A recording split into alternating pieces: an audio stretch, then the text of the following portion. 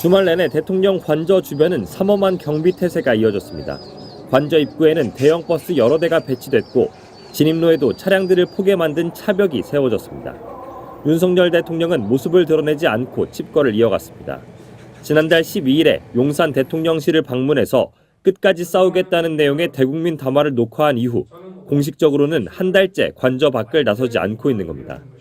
수사보다 탄핵 심판이 우선이라며 직접 헌법재판소에 출석할 수 있다는 뜻을 밝혀온 윤 대통령 측은 내일로 잡힌 첫 번째 변론 기일에 불참하겠다고 밝혔습니다. 윤 대통령 측 윤갑근 변호사는 공수처와 국수본이 체포영장 집행을 시도하고 있어서 신변 안전이 우려된다며 출석할 수 없다고 설명했습니다.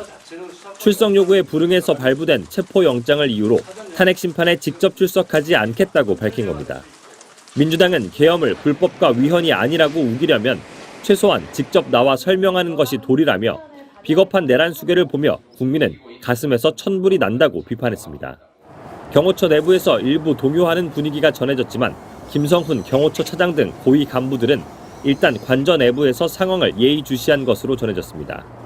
공조본의 체포영장 집행 시도가 언제 다시 이뤄질지 모르기 때문에 비상사태에 대비해서 전열을 가다듬고 있는 모양새입니다.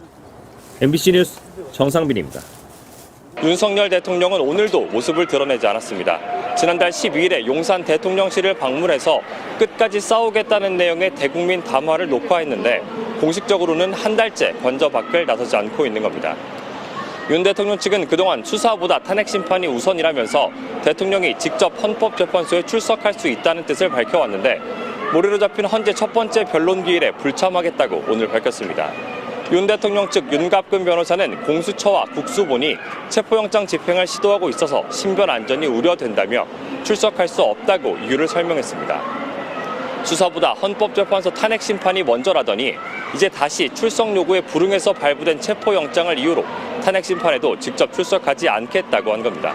민주당은 계엄은 불법과 위헌이 아니라고 우기려면 최소한 직접 나와 설명하는 것이 도리라며 비겁한 내란 수계를 보며 국민은 가슴에서 천불이 난다고 비판했습니다.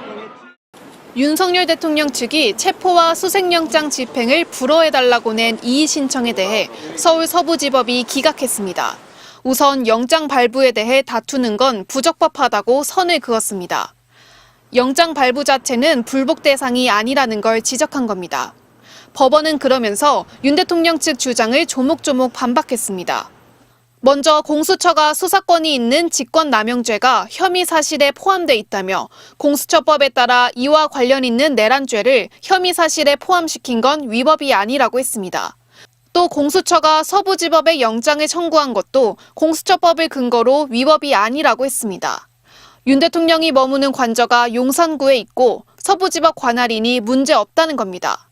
마지막으로 형사소송법 110조, 111조의 적용을 예외로 한다는 문구가 있다고 하더라도 입법권을 침해하는 위헌적 행위가 아니라고 판단했습니다. 그동안 대통령실은 이 조항을 들어 군사상 비밀을 요하는 장소라며 압수수색을 거부해왔습니다. 법원은 윤 대통령이 관저 어디에 있는지 찾기 위해 수색하는 경우에 이 조항이 적용되지 않는다고 보는 건 타당하다며 이런 법 해석을 다시 확인하는 차원이라고 했습니다.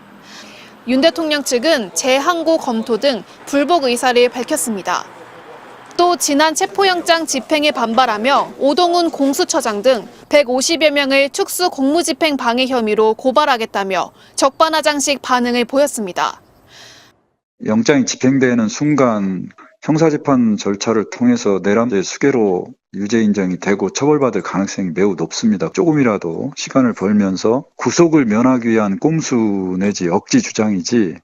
윤 대통령 측은 헌법재판소 탄핵 심판에는 윤 대통령이 직접 적정한 기일에 출석하겠다고 밝혔습니다. 수사는 피하고 법정에서 자신에게 유리한 주장만 하겠다는 전략으로 읽힙니다. MBC 뉴스 김현지입니다.